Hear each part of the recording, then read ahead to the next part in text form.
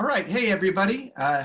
Welcome to World Audio Day. This is our podcasting track, the first podcasting panel of the day, where we're going to be talking to Brad and Brian about distribution and marketing. My name is Matt Kellogg. I help here with sales and business development at Media Creek. Podcasting is a big part of our business, and I'm really excited not only to talk to my friends and colleagues whom I respect, Brian and Brad, but marketing and distribution has always been kind of a big thing for us, especially with the Live 365 side of things on our business. Really, how do you get the word out? How do you get, more listeners, more earballs onto your product and a ever-increasing field of podcasts where estimates now range almost 500 million podcasts out there in the world. It's better than ever to talk with those folks that are being able to cut through the clutter, get their content into the ears and into the hands of their listeners. And so that's what we're going to be talking to today. So gentlemen, thank you so much for joining us. Real quick, I'd love it if you could introduce yourselves. Brian, we'll go ahead and start with you. Okay. Thanks, Matt. I think the world of you too, Matt. Brian Boyd, I'm in Fort Lauderdale, Florida. Great to meet you guys. We had an ad agency in New York City for 15 years and sold it a couple of years ago to a Florida company and relocated here. So I'm enjoying the 90-degree weather and 1 billion% humidity as I speak to you today. Our agency focused on social media primarily and mostly in the 501c3 space, ironically. So we have a deep knowledge in the nonprofit world. Did a lot of corporate stuff too, but know that nonprofit world really well. Set up the digital strategies for a lot of big folks. Joel Osteen is one. You may have heard of him. He's out of Houston, Texas. But now we're selectively taking on key customers and doing a lot. I mean, I'm not nearly the expert that my esteemed panelists are, but in the podcast world and really enjoying it. And in this time when we're home and we're quarantined, I find no boundaries in connecting with people, distributing content. And it's a thrill. I think I understand that a lot of people are going through a lot, and for that I extend my heart. But it's also an exciting time for digital right now. So, thank you, Brian. Brad, tell us a little bit about you and Podcave. Yeah, for the record, I think the universe of Matt, not just the world. I think it's important to go beyond the walls of this cave that I'm in. My name is Brad. After about almost exactly 20 years in the radio industry, I teamed up with my partner, John Michael, who was also in the radio industry for a lot of years, and we built Podcave, which is really just, it's born out of the fact that I said, when I started podcasting at 15 years old, what would I have wanted? What would I have needed? And so the idea was that we put everything in one place, and that includes distribution and marketing. And it's built kind of with the thought of all the expertise in the radio industry has in marketing something, right? And so so we really wanted to bring that infrastructure into podcasting, and there is nothing I love more than podcasters themselves. That's why we're doing this. I think it's so punk rock. I think Matt and I have talked about this a couple times. It's like, there's no shelf space, man. You can just make a podcast. You can do whatever you want. You can entertain 5 people. You can entertain 500. You can entertain, your aunt down the street. It doesn't matter as long as you're being creative. I just think it's one of the coolest things in the world. And I'm just really excited to be a part of the community at this point. Awesome. Thank you so much. Well, let's get into some questions. And for the folks that are listening, we're going to save 5-10 minutes at the end of this seminar to answer your questions. So feel free to go ahead and start putting those in your Q&A box now. John Stevenson is our moderator. He will be airing those questions out, and we'll have an opportunity to answer those questions directly to you at the end of this. So first, I'd like to get an idea and give the audience an idea, because you do come from 2 different places. I'd like to get an idea of your target audience in particular, and if you can expound on that as far as like, what helped you define your target audience? What tools help you actively market to those, to that audience as well, I think would be of interest. And Brad, let's go ahead and start with you. So so here's the question. Do you mean Podcave's target audience, or do you mean? Yeah. Okay. Because there's kind of two answers there, but yeah. So our target audience is, and this is a big one, podcasters, but I think we're specializing in brand new podcasters. I think that's because what we're trying to build, and we're in beta right now, and we're chugging along, making changes. But I think what we're trying to build is truly the all-in-one solution for somebody who is starting a podcast today. We have seen some success, obviously, because of our radio backgrounds in radio people. And unfortunately, in the radio industry, there's been a lot of, what is it called? Relocation or dislocation or whatever they're calling it. People are getting fired. And so we've been reaching out to our friends and saying, hey, look, now's the time. You own your own brand. This radio station is not what made you. They brought you on because you're special. So let's continue to build on that. And so a lot of our marketing in the radio space has been about saying, hey, take control of your destiny. Take control of what you're doing. And then as far as new users, what we're really trying to combat, and this is what our marketing is all about. Our marketing it's about the nickel and diming that's kind of happening a little bit in the podcast space. You have to pay for a host over here and website over there, and licensed music is difficult to acquire. And then once you have it all, how do you connect it? How do you use it? Is a big question. And so what we're trying to do with Podcave is solve that in a sense of one price, one charge a month, and you get all of the things that you need, just because the fragmentation feels like it feels overwhelming. I was talking to a podcast the other day, and she said she was literally overcome with fear. She didn't start her podcast for months because she just didn't understand and didn't want to go through, okay, she was going to end up spending like $120 a month to do it right. And that's the other thing, is we want everyone to have a shot at doing it right. And so that's what our marketing's been built around. You shouldn't have to be a cajillionaire to have your own text and email database, along with hosting and all that other stuff. So our marketing's been to the new podcaster, and we welcome all podcasters. You bring up a couple good points I wanted to point out real quick. One, Brad, do you think it's fair to say, for those that are starting out in podcasting, kind of like you and Podcave in general, as you're reaching out to Podcave, I hear like reach out to your community, your circle of friends, the people that you know, right? Do you think that's like a fair assessment for somebody that may be starting out podcasting? Like first maybe get those people that are around you and closest to you involved? Yeah, for the marketing of a specific podcast, right? I really think that's essential. You need your group of people, and hopefully some of them who disagree with you, to really not only consume your programming, but also give you great feedback. You know what? Launching a podcast is just like starting a business. You build the product, and then you have people test it, and then you make changes based on your own set of values and stuff like that. And I think that that's very good advice. Reach out to your community, whatever that may be, and however small or big it may be, it doesn't matter. But get some momentum there, because word of mouth is the thing that is king here. One thing I also heard you mention, talking about one of your friends and the upstart and the cost and the anxiety that can come with starting a podcast. It seems like there's much more of that now than there was, say, maybe 5-10 years ago, when people were just throwing up podcasts. Like it was no big deal, and there was like this kind of awesome thing. How have you seen the landscape of podcasting change, and to that point of some of those more anxiety inducing things that podcasters are having to face? What do you think is maybe one or two of the challenges that they're having to overcome to get their podcast on the air? I think in the beginning it used to be people who were throwing their audio up onto an RSS feed, and it was called a podcast. They're like, hey, I figured out, somebody showed me how to do this RSS feed thing. And then, Libsyn came along and they said, oh, let's make it a little bit easier. And then, and I think what's happening now is actually we're spoiled for choice, right? Now there are so many options, and now there are actual podcast experts now.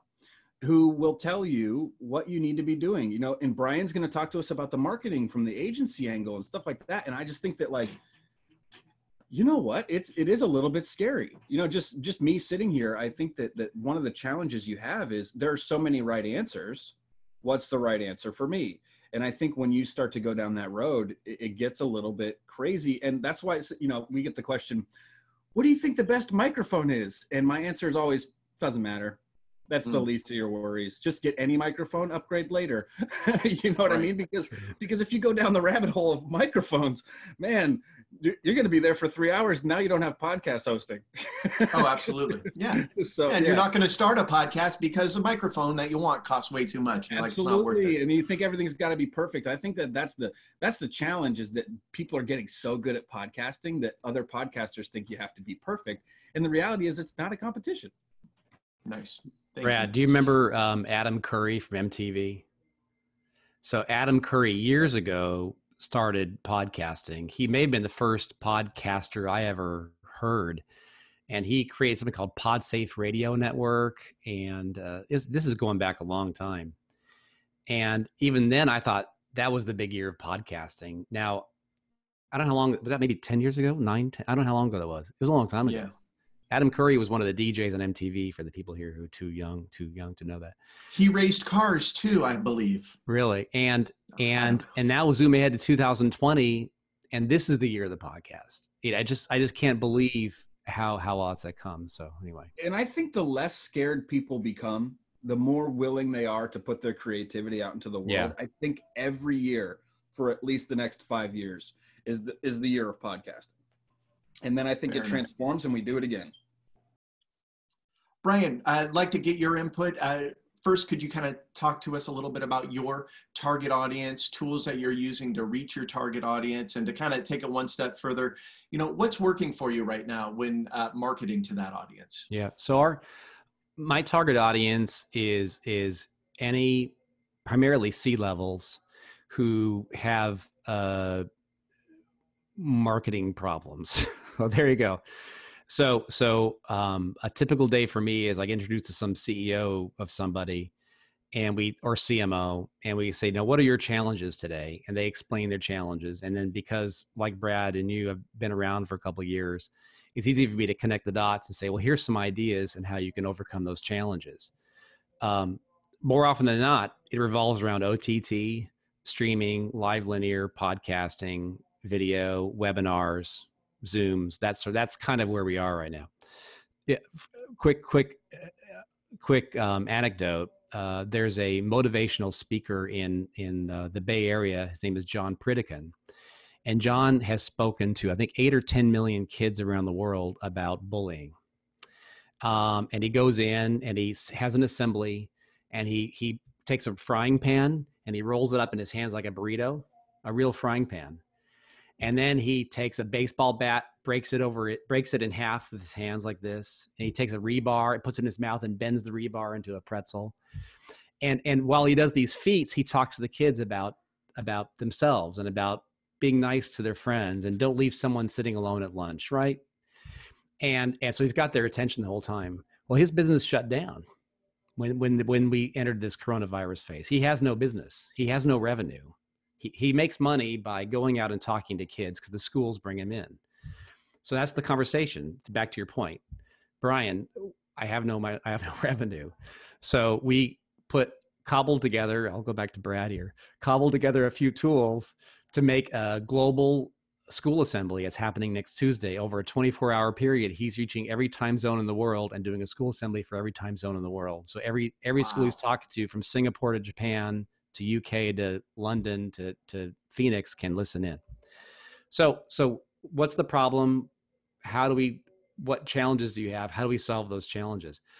So a lot of mine are my biggest podcast and then what happens, Brad and Matt, and for those of you attending, is then they ask me to host it, because then I become the subject matter expert for some reason. And my voice doesn't suck too bad, apparently. And I've got a nice mic. Yes. So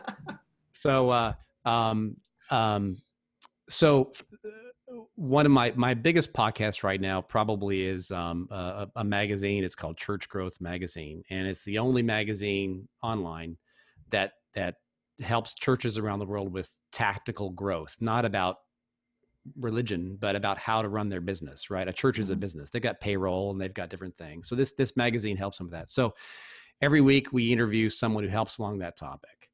And so for us, the marketing of that is those people we have coming in interviewing become the influencers that then market the podcast. So today, Tuesday morning at 7, our podcast launched with an author who's a New York Times bestseller out of Martha's Vineyard. And he's got tons of followers on social media. So of course, I gave him the tools to share the podcast so that he can then tell his network. And part 2 that helps with growth is just being consistent. And I think everyone would agree. Don't do it 10 times and quit. You've got to be consistent. And over time, you see the analytics build. Consistency is really the key. So good content, if your content is not good, you're not going to do well. Utilizing the people that are with you as influencers and to help bring awareness, and then being consistent, and there's a whole bunch more, but I think those are probably the top 3 in my book. Awesome. You bring up a good point, and I wanted to ask you about it and also get Brad's take on this. You talk about, or what I got out of it was the idea of a podcast, the use of a podcast to overcome certain challenges. One challenge, as you expressed, was the challenge, obviously, of having to stay at home and losing out on the revenue that you would generate being out in public, doing assemblies and whatnot. What are some of the other challenges that podcast has been the answer for, or has helped solve, or at least help kind of get that challenge out of the way? That's a good question. Thought leadership, possibly. I think for some reason, when you end up in the Apple podcast directory or Stitcher or Spotify, etc., and you've got a nice little logo, and it gives you credibility. And so I'd say thought leadership and credibility is probably a big thing. I don't know that it's that magic, and Brad can talk about it, but it's not easy to put all the pieces together. I wish I had Brad's tools when I did mine, and we'll have to meet up later and talk about it. But once you're in all the directories and you show up in search engines, for some reason, I think that adds credibility to a brand or a speaker. And it's like I wrote a book a few years ago about social media, and that book for me was my credibility maker. I was able to say, and not for nothing, and I'm not the smartest guy on the block, but I wrote a book, and here it is. And people, oh, you wrote a book. Oh, you must know what you're talking about. And I think for some brands, whether it be a magazine or a speaker or a person or a band, whatever, to have that podcast, I think also gives you credibility. Yeah, that's a great point. Yeah, I think thought leadership is definitely one of those things, especially from the business angle. If you run a business, if you operate a business, having that, it's more real estate for you to share your thoughts and ideas, and why people should either agree or disagree with you, and therefore buy your product or not, right?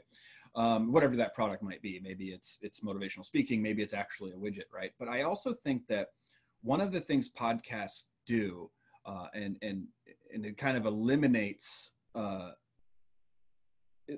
certain barrier to entry, so to speak, is a lot of people, whether you're a business owner or whether you're just a podcaster, aren't comfortable with video. And in a lot of ways, what this has allowed people to do is and don't get me wrong, I think you should do video with your podcast, and some people just need to build up the courage for it. But what you're allowing people to do with podcasting is to give it a shot, because the barriers to entry are getting lower with products, obviously, like Podcave, but there are other products out there in the world that make things easier for podcasters.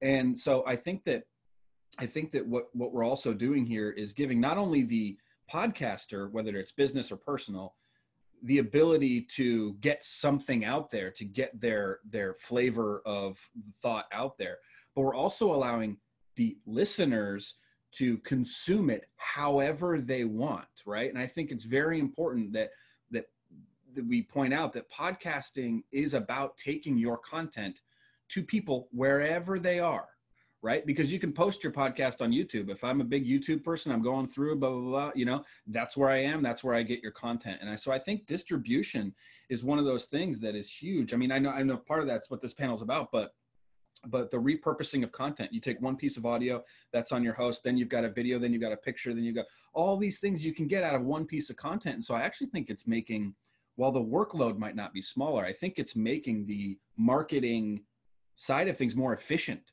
right? Because you can start with the podcast. Let's say you have a 35-minute podcast about making candles. And then you have, from that, you can pull 5 quotes. Now you got 5 tweets. Then you can pull a couple of other things. Now you've got pictures. You can take pictures of the candles. And now you've got, you know, you've got this kind of array of things. Now you can make a video with a little audio thing going over it, whether it's headliner or there's a million products for that. So I really think the marketing efficiency is there if people are willing to put the work in, because I don't think the workload has lowered because of it. I just think it's the decisions have gotten easier. It used to be, well, what am I going to post on Instagram? Now it's like, oh, I've got these 6 things to post on Instagram. Now I have to actually do the work and make the images and do all that stuff. But I think in the distribution space, what we've done is eliminated barriers. Where I come from in radio, your barrier is distance, right? If you're too far away from the radio station, which I'm speaking on, you can't, that's it, right? And so then there was on demand and there's live streaming and all that stuff. And I think that podcasting has really, you know, opened up the ability not only to deliver, but to consume. And I think that's important. I know a million people who turn a podcast on their phone and throw it on the car seat beside them whenever they want. And so I think that that's the other side of that. I'll add one more quick thing, and that's revenue. I think everyone wants to make money. Sure. And, but Brian, podcasts are free. Well, you're building relationships. And when you build relationships, you can then ask for the conversion. And then you ask for the conversion, that could be buying your widget. But when you're in somebody's ear, there's nothing like it. There's nothing like being in somebody's ear and you feel like it's just you and Conan O'Brien in a room, right? You know, when I listen to Conan's podcast, it's me, Conan, and his assistant. I almost picture us in the same room together. It's an uncanny way that it brings you into the environment. You know, Tim Ferriss is a top podcaster, an author, and he'll talk about products that he loves on his podcast. You know, one time he talked about these Cricket protein bars or something that he was hot about, and I went and bought them. You know, I'm like, oh, that sounds great. I'm going to go buy those. And just because it's just me and Tim were having a conversation, and so I think brands have an awesome opportunity to use it as a conversion tool as well. I just want to say, like, and I know we're talking about brands if you have something to sell as well, but for the individual podcaster, this is just as powerful. There are there's 2 things in this world, right? There's broadcasting, which is streams and radio stations and things like that, super valuable. They reach a ton of people. And then there's narrowcasting, which a lot of podcasts fall into. And I personally, like, I met a podcaster at Podcast Movement, shout out to Podcast Movement, last year. And he had something like 1,500 total, like, listeners. And that was like, but that was 1,500 people, humans that were directly connected to his podcast. And he did a local podcast. And he got the local car dealership to sign on to his podcast. Hyper local. This is not world changing thought. This is a hyper local about our town. And he got because he was sending people there, and they were selling like 15 cars a month off this podcast because the 1,500 people were all there in the 20-mile radius, you know. And it was one of those things where it's like, and that's 1,500 is a huge number in podcasting. Don't get me wrong. But I just think that there is something even for the non-business, the consumer or the individual podcaster, along with the business stuff. I just think that there are 2 types of things: narrowcasting, broadcasting. You can broadcast your narrowcasted podcast. Say that 5 times fast. But at the same time, I really want people to not worry about the audience size as much as they worry about how well they're connecting with people, to Brian's point. That's awesome. It's a good kind of time to kind of transition over into the distribution side of things. And the one thing, Brad, when you were talking, I wrote down is there seems to be, and this is a good thing for those podcasters and those that are listening out there right now, is there seems to be this intermingling with social media that marketing is distribution and distribution is marketing. So if I'm putting something out on Instagram, I'm marketing to Instagram, but folks are also consuming content on those same places that you're marketing to. I'd love it if both of you could speak to that, how that's working for you and maybe how that could be improved upon. Yeah, I'll start with that. Here's the thing.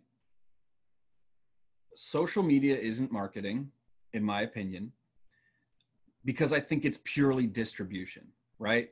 Okay. That is because with all the algorithms and everything, it's hard to call it marketing unless you're actually paying that social network to market for you, right? Like if I'm buying an Instagram ad, that's marketing, right? But now on Instagram, right, you can do a 10-minute IGTV video.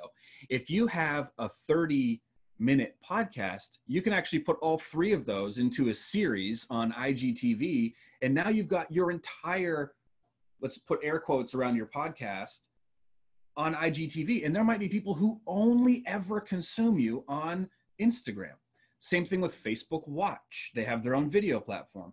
YouTube, Twitter has a video platform that they're not really developing as fast as I think they probably should. But you know, you've got LinkedIn has the capability for amazing series of content. And so what I think we're seeing here is we need to think of these social media platforms as distribution, up there with, oh, I'm going to submit to iTunes, I'm going to submit to Google Podcasts, I'm going to submit to Spotify, I'm also going to put my whole podcast on Facebook. And I think that the reason you should do that is because, again, you have to meet people where they are. Not everyone in the world's on Spotify. Not everyone in the world has an iPhone or has Apple. So I think that that's the reason that you would submit to these different places. And I think when you put the work in, the work becomes easier, especially in the social media space, because then you have real engagement with those things, which isn't always the case in other distribution models. So yeah, I agree with you. It is marketing, but I think it's just a function of meeting people where they are. Brian, how about you? I buy billboards along Interstate 5.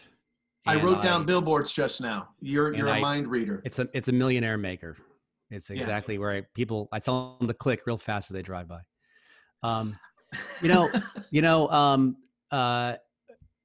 We've just been, the ones that I've been producing for our clients have just been on the kind of the major players. So Spotify, Pandora, iHeart, Stitcher and stuff. And it's fine. I think if I had a little more time, I would put more work into the distribution. I am happy though that at least for the most part, I get all my analytics in one place. I am very happy with my podcasting host, and they do a phenomenal job. And at least I can go to the dashboard there and get my analytics. So my question about distribution is maybe I can ask you, Brad, is the analytics part of it? Because a lot of my customers are saying, okay, great, I'm distributed on all these platforms, but how many listens am I? That's the big question. How many people are listening to it? And that doesn't seem to be an easy question to answer. It seems like we're still very young and immature in that space. So that's, I mean, the more places, if I put it on Instagram Live and Facebook Watch, now I'm adding numbers from that's just doesn't work, right? I mean, I don't know if there's a better way to do all that. Yeah, I think that I think I'll probably have a deeper answer for this in the Future of Podcasting panel later on today for World Audio Day. But I do. Here's the thing. It's a balancing act. You have to ask yourself. You have to go, okay, well, I have all my analytics in one place. My host gives me all my downloads, right, and my streams and my plays and all that stuff.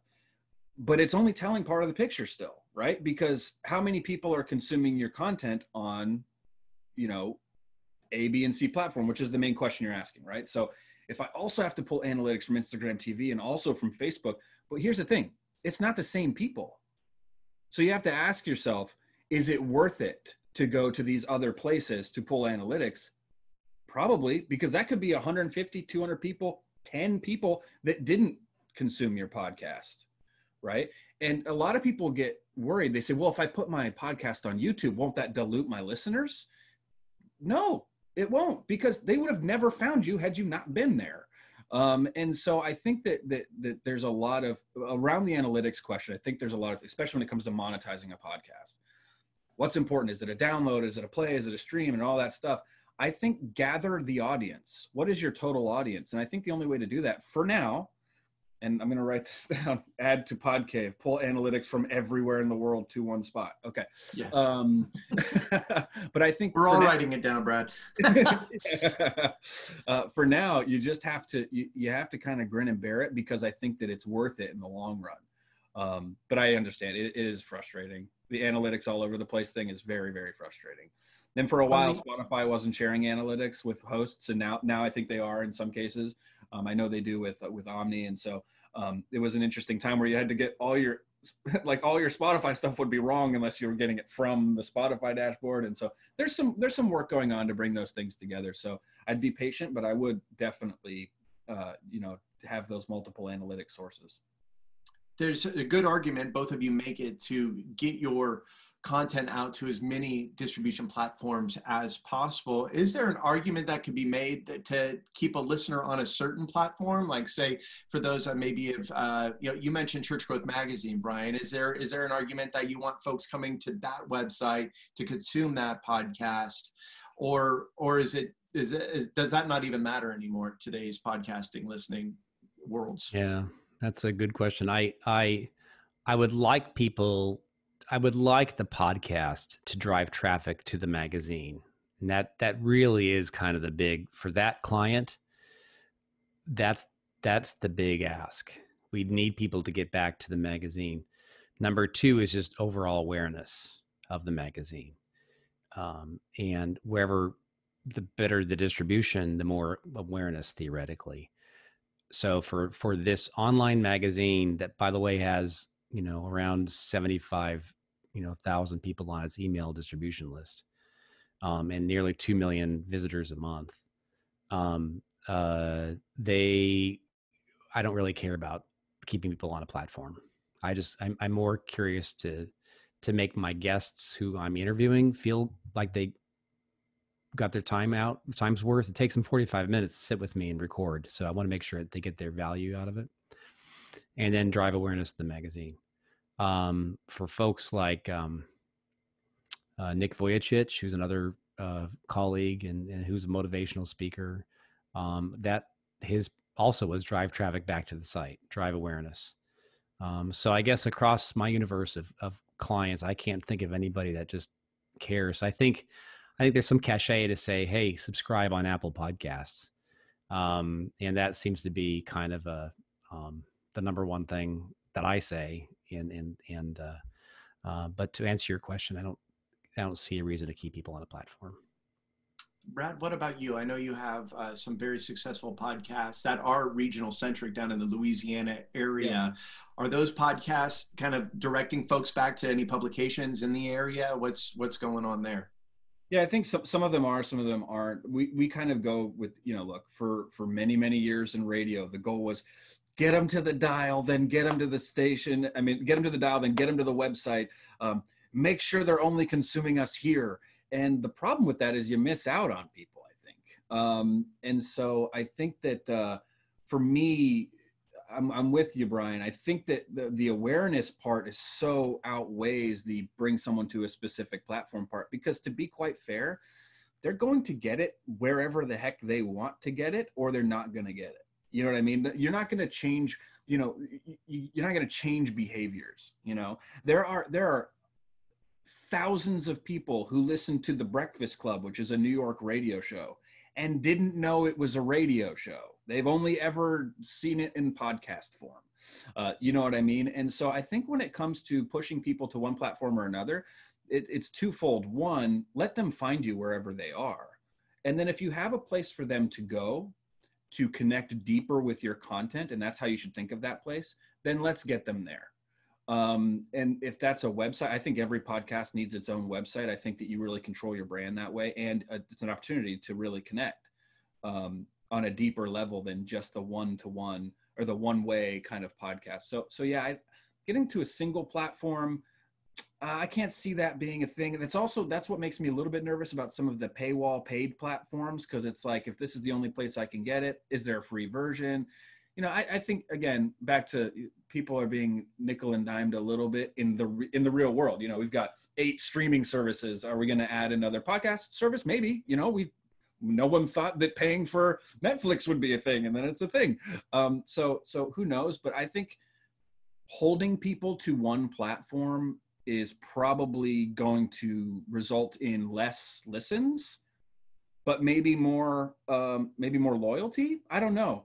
But I would encourage you just to put it everywhere. And to go a step further real quick, if you're putting your podcast on YouTube, you know, normally in your podcast, like you said, Brian, you would say, you know, hey, subscribe on Apple, you know, subscribe on Spotify or whatever. If you're putting it on YouTube, maybe just cut a different ending that says, hey, like and subscribe right here on YouTube. You know what I mean? So there is some, if you go the next step, you could create something that is per platform. Well, it's all the same content, but it's irrelevant to them. For the folks that are starting out right now, we got time for a couple more questions, then we'll dive into the attendee questions. Again, the anxiety hackles that build up in me talking about all these distribution platforms, kind of like, you know, all these things it takes to start a podcast. Wondering if, you know, for those that are listening, the idea of like getting it everywhere, all these different, you know, platforms might seem a little too much. You mentioned a website, Brad. I love it if you two could give us like 3 platforms that folks should absolutely have their podcast on. Yeah. It's funny that you say that really quick. Some people ask me, well, what should I be doing with social? I'm like, just pick the ones you're good at. Pick only the social media you're good at, and just be really good at that and be really consistent. Like Brian said earlier, consistency is key. Yeah. So, you know, as far as like distribution platforms, do you mean like the Spotifys of the world and stuff like that? Yeah. Or, I mean, you mentioned a website or just a place where folks are going to find or listen to you. Yeah, I really think having your own a website for the podcast is critical, only because you control the look, the feel, the branding of it. A lot of people rely on some podcast hosting, like host websites, which are really just a list of episodes and maybe you can change an accent color. I think you do need to go a step further. If I had to pick one thing you do for your podcast, if you're not doing it already, it would be to build a website that is specifically for your podcast. And it's built to not only display your episodes, but take your long form content as well, whether it's blog posts or whatever. And then also a way for people to engage, whether that's subscribing to your email and text list or you know, commenting on things. I think that if I could recommend one piece of property, it would be a website. How about you, Brian? Yeah, you're right on target, Brad. For one of my clients, you know, they have ad units on the site. And so we've actually taken skyscrapers and turned them into little podcast players. And nice. So as you're moving through the website and there's, you know, 1,000 pages of this website, and there's the ad engine that runs it is going to rotate through those podcast little pieces as skyscrapers throughout the site. So we found that's really, again, it kind of kills 2 birds with one stone. It brings awareness to the podcast. It's embedded in the site. It ties them together. And then, you know, if I look at our analytics, you know, number one for us, I don't have it up on my screen right now, is still Apple. And I think Google, Spotify, and Pandora are the next couple there. But I know that we could spend a lot more time and really hustle and Instagram would be a better, where I really would like to spend more time. And then YouTube, of course. Awesome. Thank you. I want one more question to ask if we can, and then we'll get into some of the folks that are attending into their questions. We talked a lot about marketing and distribution and getting the content out there in a myriad of different ways. What are some of the challenges that you're seeing right now, or kind of like a twofer here, or how could it be improved upon? You know, what could be better about distribution and the way you disseminate your content?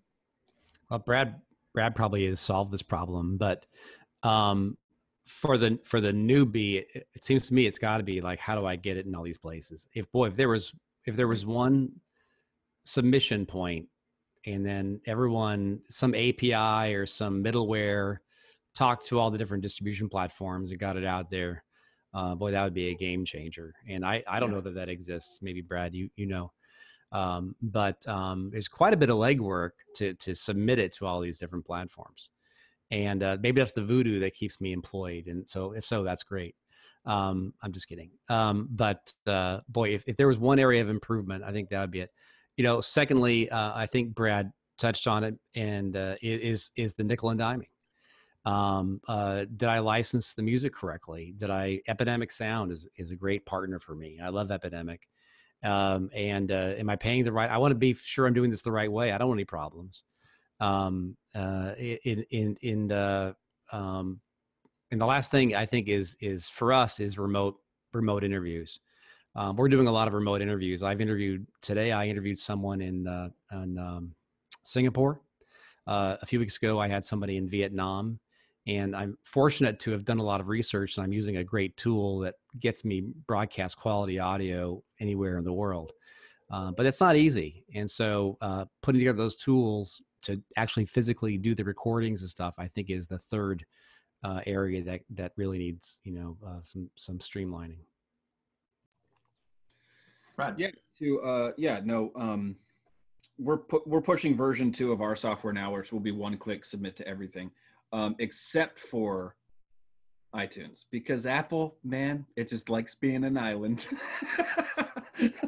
They just like being a little bit different. But yeah, so we're working on that. There are some hosts that do let you do some one-click submissions to certain platforms, things like that. But I do agree with you. The which button should, even if it is one click, what am I supposed to be clicking? So that is an education piece I think we need to work on as a community, is like, hey, look, there are a million choices out here. Here's what all of them mean. And that's part of what we're trying to do, is demystify. I think the biggest challenge isn't so much technical, it's education, right? The number one question asked in almost every Facebook group about podcasting is, what's the best host? That's not a thing. There's not a best host. Every host can say they're the best host because they do one of the many features well. I don't think that's what we should be focused on. I think we should be focused on what's the most complete way to execute a podcast. And hosting is really just a fraction of that, right? And so when it comes to distribution, and the reason I mentioned hosting is because most of the time, distribution to those platforms is based on your RSS feed provided to you by your host. And so I think what we need to start doing is educating that, it's like, here's a good analogy. College, they say, okay, here's a full ride to college. And it doesn't cover room and board. That's not college. That's different. It doesn't cover your textbooks. It doesn't cover, Friday nights at Maloney's. It doesn't cover all these things, right? So someone could get a full ride scholarship to school and still have to get 2 jobs, right? And so I think that what we need to start doing is looking at the complete picture of podcasting. Hosting is just one part of that. That's your tuition, you know what I mean? But your textbooks, maybe that's email and text databases. You've got planning that needs to go in there. You've got show notes. You've got audio editing. You've got all of these things that have nothing to do with hosting. In fact, hosting so far down the line, you're basically done by the time you get to the hosting part of it. And so I really want to start to encourage people to think about the whole pie. And so as far as challenges go, I think that's a big challenge for people. And if the more they learn, I think the less anxiety they will have around it. Awesome. I want to get into some user questions real quick, but just to kind of recap a couple of things. First, I made a verbal mistake in the beginning of the meeting. I mentioned 500 million podcasts. We're actually half a million. There's over 500,000 podcasts, not 500 million podcasts. That would be crazy. And just some takeaways that I got. Target to your community, right? Target to those that are going when you're starting up a podcast. Use that. Think of maybe getting a website going. I think that was some great things. Use what you know, right? If you're an end user to a certain platform on social media, maybe that's the one that you're going to target. And there is room for improvement. So we're all learning together. And real quickly, before we get into those questions, if anybody would have any follow-up questions to either you, Brad, or Brian, or maybe even interested in working with you, would you feel free to share your information, how they can get a hold of you right now? Sure. Mine's easy. Brian at brianboyd.net. So my name's right. My name's right there. So Brian at brianboyd.net. And yeah, I'm really happy to help in any way possible. Look forward to it. Yeah, and at Brad Nolan on all the social networks, but then also BN, Bravo November, BN at podcave.com. And hit me up with anything. I don't know how many times I've had 30 emails with somebody just helping them out, and then they chose the platform or the service that I recommended to them, which sometimes isn't my own, because I'm just about giving people what they need. So never try to sell you. For me, it's about, what do you need? Let's get you there. Yeah. And I think my impression, even now, and coming from radio and my background, is and one of the really cool things that I think radio and podcasting has in common is that sense of community, right? At the end of the day, there's not a lot of us out there. There's a lot of podcasts, but we're running into each other all the time, whether it's at conferences, on email, social media. So I appreciate that, gentlemen. Thank you for being willing to serve. It's a small world, Matt. It is. Yeah. After all, yeah. Right? I know. It really is. Right. Yeah. Somebody should write a song about that. John, our moderator, do we have any questions for the panelists? Yes, Matt. Looks like we have 2 questions so far. So the first question is live or pre-recorded content? Which one is better for the listeners? I guess it depends. What? Go for it. Go ahead. Doesn't matter. Doesn't matter. Pre-recorded. Here's why I think that. I think the decision to go live or pre-recorded should be based solely on the podcast host's ability to pull off the best content.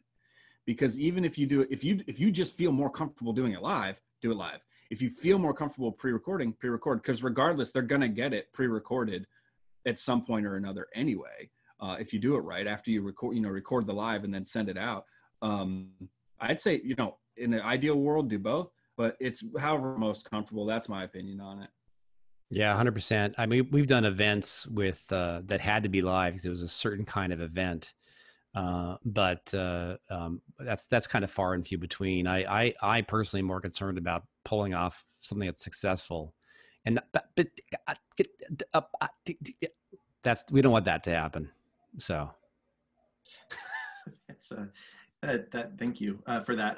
I kind of a follow-up and a tag on that. One thing that I've noticed, some of the podcasters that I like to listen to, they're actually very long podcasts because they are recorded live. Sometimes they're over an hour to 90 minutes. I often feel that if they just edited it, they could probably get like the gold content to 20 or 30 minutes and it would make an overall better podcast. What are your thoughts on that? Yeah, I mean, I'm in that 20 to 30 minute guy. I think Conan O'Brien's a good example. I listen to him when I'm running typically, and I've got plenty of time because I run a little while. And I don't mind. It's a nice, and I continue the conversation later if I don't finish the conversation. To clarify the question that I was asking, I apologize, and I think you got it, Brian, was what's a good length for a podcast? If you're talking, is there like a certain point, especially if it's a live one, where it's like, okay, this has gone on long enough? Yeah, I mean, I think drive time, I the ones that I've had that have needed to be more than 20, 30 minutes, we've made a part 2 of. And that's just, I don't know if there's a right answer or not, but I like the 20 to 30 range typically. And if we have more content like this morning's, I make a part 2 and bring it in later on. But Brad? Yeah, 1 second. Yeah. So for me, I think that, man, that's such a tough. I'm sure there's data around this. I don't know what it is. But I think that all steak, no sizzle, right? So if when you're done with that podcast, if you can chop something out, chop it out. Or but don't take so much out of it that you're taking the personality out of it, right? Mistakes that happen, things like the little anecdotes, like it's a small world thing. Like that's something I would keep in a podcast, right? I'd keep that in before I kept in some one of my lame answers that I've given today. But I think it's really important to make sure that the flow is there, that there's no lull. Music can help you with that. I think that you just really need to make sure that it feels right to you, and be extra critical of yourself, if that makes sense. Be your own worst critic when it comes to the editing phase, for sure. Yeah, self-editing is always to echo. I think 20 to 30 minutes is probably the sweet spot. Nice. John, you said there was 2 questions. What's the second question? There is one more question, and I did have a correction about the email. So if you guys are looking for Brad or Brian's contact information, I do have it in the chat. So there is the email there. And there was one other question as it relates to Twitch. So Jesse was asking, has anybody had success with streaming on Twitch as it relates to podcasting? A lot of people have success. I guess, have we? Kid Boga's my favorite Twitch guy right now. Oh my gosh, he's funny. We haven't done much on Twitch except consume it, so I'll pass to Brad.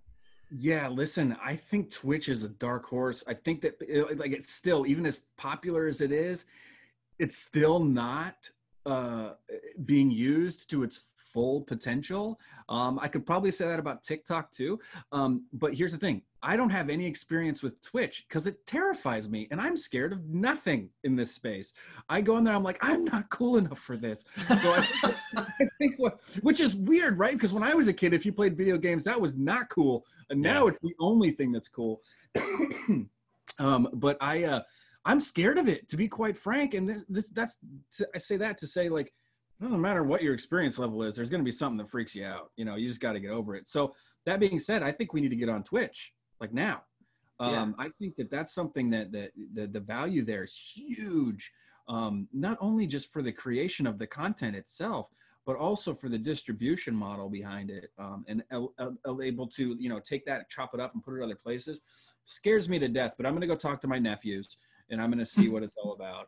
And I mean, one of my nephews did an 18-hour party the other day. And I was like, I can't even work for 18 hours. How did you do that?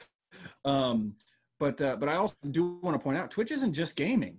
Twitch is a whole platform it's just been adopted by gamers. But I think that we should really explore that. And I don't know who asked that question, but do it now and be the best at it and tell us how it went. Yeah, good call. It depends on your content too. If you're Feed the Children or a nonprofit or Red Cross, probably not the best platform for you. But if you're PC World, that's an old throwback, or something like that, then it's a great. Or if you're Leo Laporte or something like that, then that's another throwback. And then that's a pretty good platform for you guys. Awesome. Well, we're about out of time right now. I'd love to give a few folks a couple of minutes to head on over to the next sessions, and you can go to worldaudioday.com for a list of the sessions throughout the day. We still have a few hours left. Brad, Brian, thank you so much for your time today. This has been a lot of fun, a lot of great information for those listening. And again, can't thank you enough. Thank you so much. It's been awesome. All right, guys. Have a great day. Thanks.